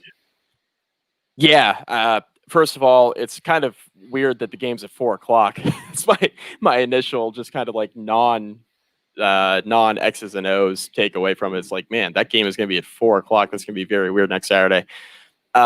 But I think from a Clemson standpoint, right? I mean, the national headlines are going to just grab on to, okay, Trevor Lawrence is back this time. And that's fair, right? But I think the real story of this football game is that Clemson will have Tyler Davis and James Skalski back. That's the headline. That's the story. When you look at the matchup between Notre Dame and Clemson back about 2 months ago now, the reason why Notre Dame had such success in the football game is because they dominated the trenches, both on the offensive line and the defensive line. Clemson didn't lose the game against Notre Dame the first time because they didn't have Trevor Lawrence. It certainly didn't help, and it'll be great to have him this time around. But DJ Uiagalelei had a great game in South Bend. The real reason why Clemson lost that game is because they lost that battle in the trenches. And I think that in order for Notre Dame to have similar success on both sides of the football, both offensively and defensively in this game, they're going to have to win that battle again. And it's really cliche and it's fun to say, right? It's like, oh, they got to win the battle in the trenches. It's a thing that's thrown out there in every game preview, right? But it's really true in this game now, especially with Clemson having James Skalski and Tyler Davis back. That is a much bigger deal for Clemson than having Trevor Lawrence back. National headlines are going to grab onto the Trevor Lawrence storyline, and that's fine because he deserves it, and he's one of the best college quarterbacks we've ever seen, Mark. But the real story of this game is Clemson getting a key player back both on the defensive line and in the linebacking court that they didn't have a couple months ago. That is huge for this matchup. Yeah, if you look at Clemson's passing attack against Notre Dame in the first matchup, both statistically and watching the game and seeing how it played out, DJ Uiagalelei threw for 439 yards, completed 70% of his passes. You know, there's not that much more ceiling or room for improvement there. Right. But there were a couple spots in which Trevor Lawrence might have made a better decision. For sure. Yeah. For sure. I mean, the quick passing game too, right? DJU, as I call him, right? There are spots in that game against Notre Dame where, you know, he hasn't seen everything that Trevor Lawrence has seen over his 3 years at Clemson, right? So Trevor Lawrence naturally is going to be a lot quicker from a decision-making standpoint. He's going to get the ball out quicker, which is going to help to negate that Notre Dame pass rush, which was so good in that first matchup. Notre Dame's defense has been fantastic all year. Trevor Lawrence in that quick passing game, that's what was missing for Clemson offensively, and that will definitely help Clemson having Trevor Lawrence in the lineup. But when you look at it just from a statistical standpoint, you know, seeing that Uiagalelei completed over 70% of his passes and threw for over 430 yards in the football game, you look at it from that standpoint, it's like, okay, no big deal. You dig a little deeper and you realize that having that quick passing game is obviously pivotal. And then on the other side, just having some key players back at two levels of the defense that you didn't have in the first matchup, that's crucial as well. But the one thing I want to point out from Notre Dame's side is that Ian Book, you know, that was kind of like his coming out party, so to speak. I know he's been around for a while and it's his senior year and he's been a 3-year starter at Notre Dame. But he really started to come along strongly. He was okay early in the year, but that game that he had against Clemson, I think, was huge for his confidence. And Ian Book is a fantastic player. I mean, he's really good. He's extremely underrated. And I think now he's gotten to the point in his Notre Dame career, Mark, where he's less of a guy who is a game manager and just helping Notre Dame not to lose. Whereas now I think he's a key part of helping Notre Dame win. And him unlocking the passing offense in the second half of the season, and it really started in that Clemson game, has been so pivotal to Notre Dame's success to get them to where they are, being one of those elite teams in college football and giving them a real opportunity to go out and have a chance to not only compete in the college football playoff, but potentially win a national championship. He's been that kind of player in the second half of the season, and they're going to have him play well again against Clemson in order for Notre Dame to be in that position. Yeah, the national perception and the average college football fan's outlook on who Ian Book is pre Notre Dame Clemson game versus now is totally different. It was the game manager. He's decent, but he's not great. He'll not lose you the game or win you the game. He needs complementary pieces, which everybody does, obviously. And now it's just changed to this guy who can play like Brett Favre and create on the run and be dynamic and do all these things. It's just a completely different perspective on what he can do. Agree. And by the way, that was all fair criticism of him too. I mean, he has really improved. This year has been pivotal for him. I mean, he's really come along strong. And I think what Notre Dame can do against Clemson that they haven't been able to do in years past, number one, is the depth they have offensively and defensively.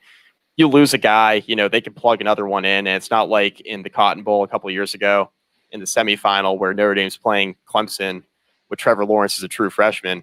And he sees Julian Love leave the game for Notre Dame at cornerback, and they can just throw a guy out there, and Clemson's like, all right, we're just going to throw on him. Because that totally changed the complexion of the football game. Notre Dame couldn't move the ball offensively in that game. But I think what they were able to do defensively was keep that game competitive a couple of years ago. Now Notre Dame can throw a bunch of guys in there on the defensive side of the football, and that really, I think, helps them from a depth standpoint. And offensively, they're just much better in the trenches on the offensive line and the defensive line than they've been. And they've had some really, really good units. But from a depth standpoint, they're stout, and they have a real opportunity to do something that's repeatable against Clemson from the first matchup. You win that battle up front, offensively and defensively. I think you have a great chance to win the football game. I see the comment saying it started with the Pitt game. I agree with that. Notre Dame's passing offense was very good in the Pittsburgh game, but Pittsburgh's passing defense has been so bad all year. To see Notre Dame do what they did through the air against a team like Clemson, it means more. And also for me, getting back to the Miami situation, because Miami not playing Notre Dame, Miami having one loss, Clemson having one loss, and that issue that could have happened just in regards to people wondering, okay, what would have happened had Miami played Notre Dame? And regardless of today's results, we'll never know. But I think it's clear to see that Notre Dame's clearly a better team. But the match that I wanted to make was after watching Notre Dame's defense, and you touched on it, how good they were against that offense, that North Carolina offense, that is a legit top five-ish offense in the country. Right. And they gave up 2 touchdowns right out of the gate. First 2 drives, touchdowns. Then they adjusted, figured things out. A field goal, 1 field goal the rest of the game against that offense. Yeah. And I've been talking all week saying I can't wait to see Miami's defense to make that comparison. And it's only a 1-game comparison. I'm not blowing it out of proportion, but it's still something to go on. And of course, we saw what the difference was. That game and the adjustments that the Irish made defensively should single-handedly get Clark Lee the Vanderbilt coaching job if he wants it. I mean, outstanding from an X's and O's standpoint against, like you mentioned, against that offense and what North Carolina's been able to do to a lot of opponents this year. I mean, the fact that North Carolina literally could not move the football down the field at all in the second half, it was 3 and out after 3 and out after 3 and out in the second half. They could not move the football, rendered absolutely useless. They got playmakers everywhere. Running backs, receivers, tight ends are good. Offensive line's been really good. Like, North Carolina's got a really, really good offense, Mark. And they couldn't do anything in that football game outside of really the first 2 drives. Like you mentioned, there was a field goal there after that. But just absolutely shut down on defense. It was really impressive. Good stuff from Mike McDaniel. Again, follow him on Twitter, and he's here on a regular basis as well. Mike, appreciate you stopping by, giving us a breakdown. Yeah, appreciate it, Mark. Thanks. All right, great night of college football. We got 264 on the line. All right, I know many of you are growing impatient. Yes, give me a call, 860-325-3687. There it is. Boom, it's coming in, and I will get the number on the crawl below. After I remind everyone, please shop Amazon using the link that we provide in the description section. So go to any video, grab the link next to Amazon in the description section. Put that somewhere where you can find it. and use it when you shop on Amazon. Help us build the channel. All right, who's on the line? Hey, Mark, it's Dominic. How you doing, man? Hi, Dominic. I'm good. How are you? Man, I'm tired. I'm tired, so I thought I'd come in and be on the show before I head to bed. So, Okay. All right. Well, what do you have for us tonight? man, I mean, this week in college football was crazy. I mean, all the games that were going on, LSU and Florida, out of all of those, definitely surprised me. Yeah, it was a great game. Yeah, definitely a great game. I mean, I gotta give congrats to LSU. I mean, I know I picked Florida, but I just gotta give congrats to LSU for beating them 37-34. I mean, do you think Florida still has a chance of making the playoffs, even though they lost to LSU? Do they have a chance to make the playoffs? Yes. It's obviously hugely damaged, but if they win the SEC with 2 losses and a few other things happen, just being the SEC champion in and of itself will get them a lot of pull in that committee room. Absolutely.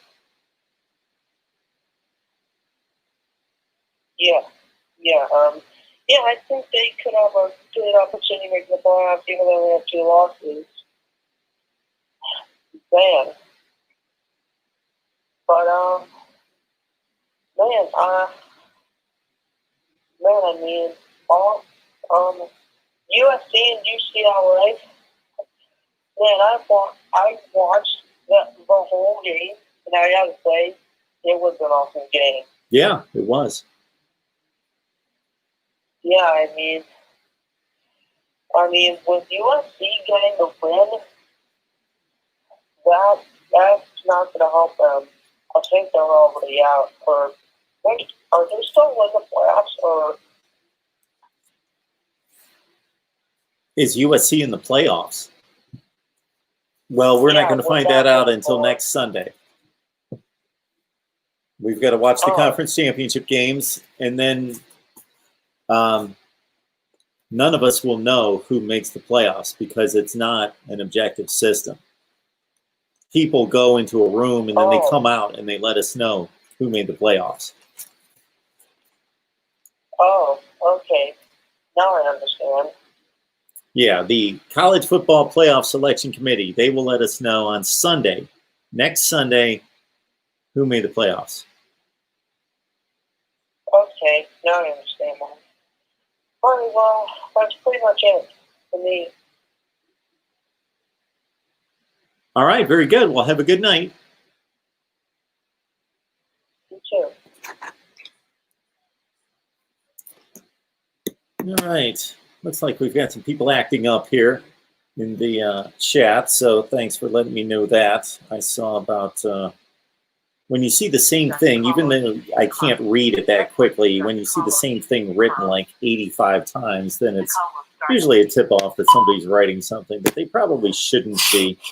MarkRogersTV, the voice of college football. Who's on the line? Hey, Mr. Mark, it's Bash. Hey, Bash. What's going on? Hey, what's going on with some of these calls? Look, with all due respect to your viewers, your subscribers, and thank you guys for being loyal and I love debate. That's why I'm calling here.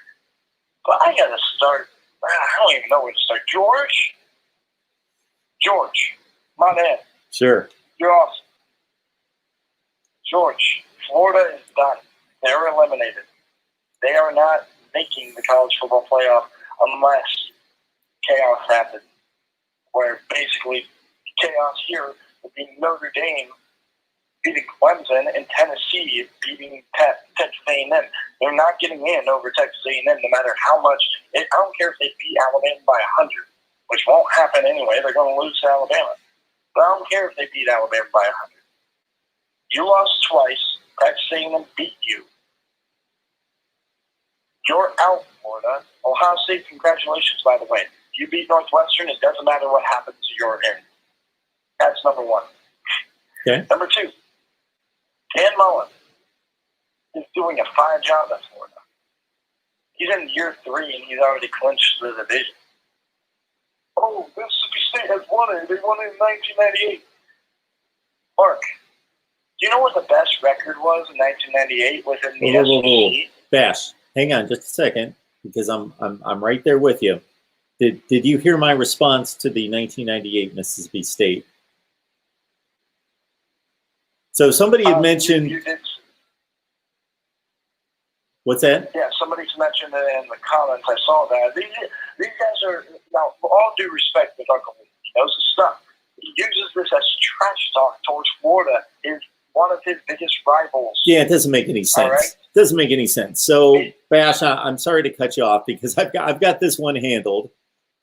Because this one's, certainly I'm not going to say I'm some kind of encyclopedia, but I know what I'm talking about. So I let this individual know, and I talked about this tonight because, yes, Dan Mullen, I made the comment when it was stated, a Florida fan, Chase, called and was complaining about Dan Mullen and going on and on about how horrible Dan Mullen is. And I basically was defending Dan Mullen. And he's only been at Florida for 3 years. He took over a team that won 4 games. I heard that conversation. Okay, so then following the conversation, I noticed that somebody, because I made the comment, because Chase was saying that Dan Mullen never won anything at Mississippi State. He never won a conference championship. I came back with that Mississippi State has not won an SEC championship since the 1940s. Basically, you can't win an SEC championship at Mississippi State. So he's not won one, but nobody's won one. And so then somebody commented, a Georgia fan in the live chat, that that's the one I was highlighting. that they won a division championship. And I said, whoa, okay, wait a minute. So I was covering SEC football at the time. I was at all the games. I was at the Georgia Dome for the SEC championship game that Mississippi State played. I was there. I was at every news conference. I was interviewing the players and at practice every day. I know that team backwards and forwards. It was 1998. They went 8-5. They didn't even finish in the top 25. That's how bad the division was. Alabama was coming off probation. LSU was like a 3 or 4 win. They might have went 4-7 that year.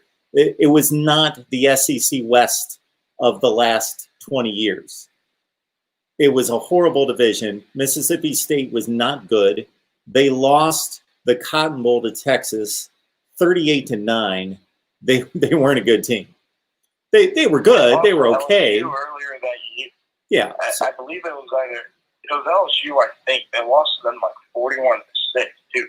Like, you're not talking about your modern-day SEC division champion. No. You're talking about a cannibalistic kind of slightly above average division champion. Yeah, I was there. I was covering the team every day. I remember it well. Yeah, I didn't hear that part because I was trying to call in because I was just enraged. I'm like, what is going on with people tonight? What is happening? But yeah, I mean, I thought that was a very good game. Here's the thing that, and your guest, I forget his name because I've never really seen him too much with LSU stuff on your show. So pardon me for your guest, the LSU guy. What was his name? Lon Phillips Sullivan. Okay, Mr. Sullivan. Props to him. He did a very good job of covering it from the LSU perspective, and I do agree with him. This could be a 6 or 7 win team through 9 games if they had showed up with that kind of heart and that type of effort all year. And also, Bo Pelini finally getting his troops to gather up. I've always said Bo Pelini is a good coach. You got to give him time to get these guys to buy in. And then if they don't buy in, that's when you need to make a move. But this year is not. When you got NCAA investigation, when you got opt-outs left and right after losing, they had one offensive starter back in the national championship game. Right? Yes. So, I mean, tonight is what I'm talking about. So, I mean, like, Bo Pelini should be cut some slack for this season. He very much should be. I've always thought Bo Pelini kind of got too much crap at Nebraska. The standards were way too high, kind of like it is at Michigan and Nebraska in the early 2000s before Mike Riley came in, and Mike Riley proved that those standards are actually good for Nebraska. And also, this is the final thing I'm going to say about the LSU-Florida game. I don't know if you caught this during the broadcast. Todd Blackledge on the call had mentioned something about Dan Mullen saying something about it doesn't really matter that much what happens against LSU as long as we beat Alabama, we're in. Did you catch that during the broadcast? I was watching both games at the same time, LSU Florida and USC-UCLA, but I had the sound up on the USC game, so I didn't hear much of the audio from the broadcast. So I didn't hear that, no. Yeah, and actually, I think it was Sean McDonough who made that point, and Todd Blackledge, and we're kind of back and forth on that, or we don't agree on that. And at that moment, when that happened, and I knew Kyle Pitts was out of this game, probably resting for Alabama, I knew they weren't taking this game seriously. And I'm like, I was driving. I was at work driving. I'm like, in the middle of work, I'm like, oh my gosh, they're going to lose this game because they are not bought in. Are they a better team than LSU? 100%. But if you have one team who's like, this is our Super Bowl, this is it, this is what we are playing for, this is our season. And the other team's just kind of like, I can't wait to go to Atlanta next week and take on Alabama. I'm so hyped for that. Not even focusing on LSU and Max Johnson, who played phenomenal. Once I heard that was the sentiment from Dan Mullen, that's where Dan Mullen's bad. He's a great coach, but man, that is some of the worst motivation, if this is true. That is some of the worst motivation for a night game in the swamp that I've ever heard of.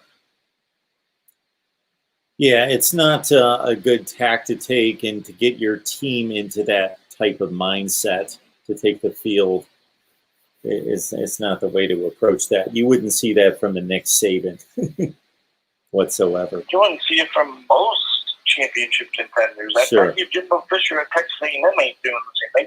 Hell, I bet you Luke Fickell at Cincinnati wouldn't be doing the same thing if they were in Florida's spot.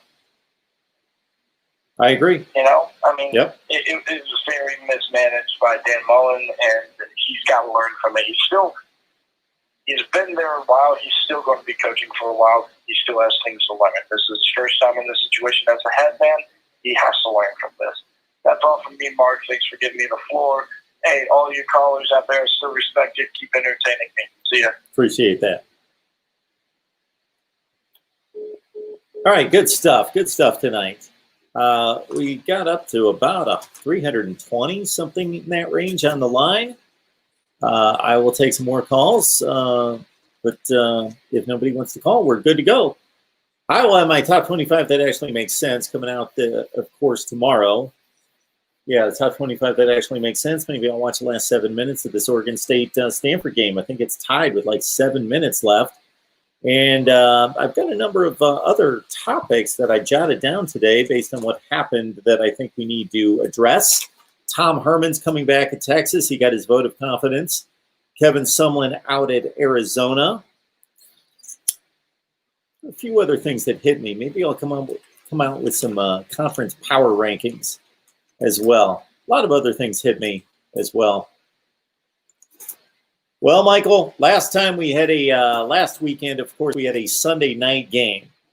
So unfortunately, I had to wait until USC played just to make sure they didn't lose on us, as they've done many times in the past. Lost as a big favorite. H-Man 998, I appreciate you. Thank you so much for that. MarkRogersTV, the voice of college football. Who's on the line? It's me, Roberto. Roberto, how are you? Doing good. I saw the Florida-LSU game. Crazy. I don't know what that happened. Just late today. It cost like a huge costly penalty.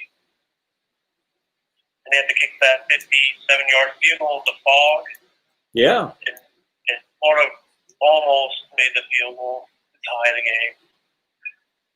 Yeah, it was a great game. Great game. Mm-hmm. Bizarre finish, And but the great game. USC-UCLA, the epic ending, too. I was afraid for UCLA to pull the upset, honestly. Because, you know, now since that didn't happen now, both Ohio State and USC are 5-0 heading into the conference championship week. Yep. Mm-hmm.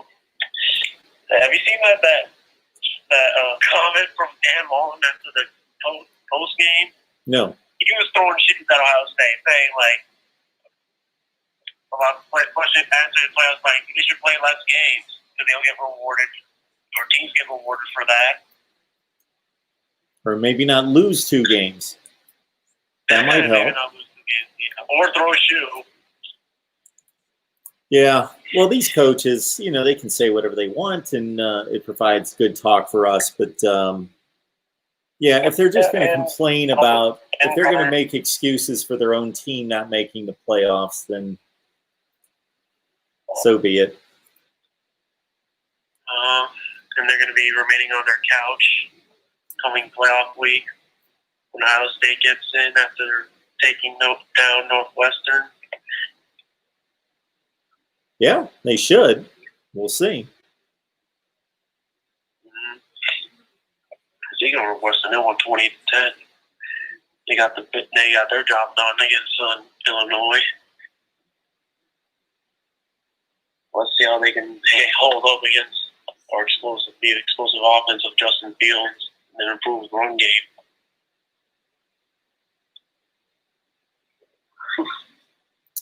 Absolutely. Well, anything for me? Nope, that's it for me. Thanks, Roberto. Appreciate it. Thanks for calling. Always appreciate the call. All right, good stuff. Okay, top 25, that actually makes sense. We'll get that out sometime tomorrow. We also have an audio podcast that we'll tell you about here soon. Oregon State, Stanford, 5 minutes left, 24 all. Good stuff right there out of the Pac-12. And what I love that's coming up next weekend, in addition to the conference championships, is that in the Pac-12 and the Big Ten, they've got a full slate of games if everybody's healthy, passed their tests. And then, of course, in the SEC, they're making up games as well. So we're going to have more than just the conference championship games. This is probably the first positive, besides BYU and Coastal Carolina getting together. This is probably the first positive to this college football situation in 2020, besides just getting any kind of a season, is that we get these conference championship game weekends where everybody's playing in the conference. I think that's cool. And we're just going to go crazy with content and deliver it. So just keep it locked in, and we will see you tomorrow